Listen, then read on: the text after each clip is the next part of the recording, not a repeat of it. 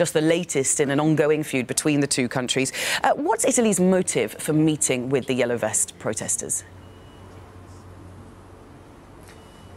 Well, what Italy stands to gain from this is unclear, but what Di Maio's political party, the Five Star Movement, could indeed benefit from this meeting come next May in European elections. This meeting, Bell, and that tweet about the meeting, the fact that he's advertising about this meeting really seems to indicate that the campaign for the European elections is truly underway. Di Maio met with Christophe Chalencon, one of the most prominent figures of the Yellow Vest movement, and other candidates, part of the European elections list of the Citizen Initiative Rally, a movement, a political movement that has emerged from the Yellow Vests. And it's important to note, though, this is not the first time Italy's Deputy Prime Minister has been flirting with the Yellow Vests, has been praising the movement and trying to get close to this movement. Back in January, he actually wrote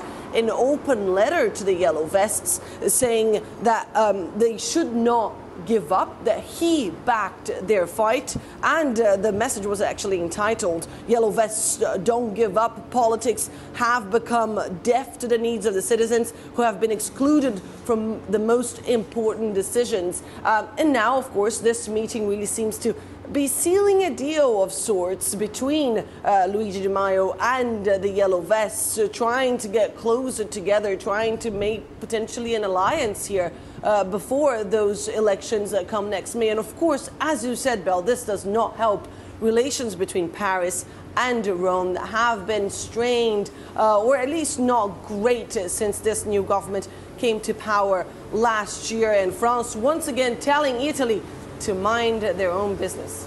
Yeah, it's certainly a thorn in the side for Emmanuel Macron, who's still trying to manage the Yellow Vest movement. He had a meeting with the leaders of the opposition. How did that go?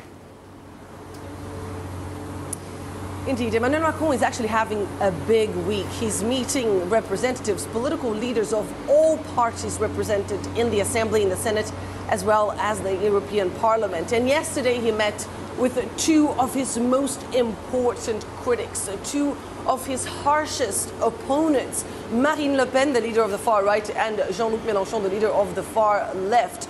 Both politicians are heavyweights here in this country, very popular among French voters, and have very different opinions, have very different ideas as to how Emmanuel Macron should be conducting this whole crisis. They disagree with the French president's initiative to launch that grand national debate. They both call it a big political maneuver that will result in nothing.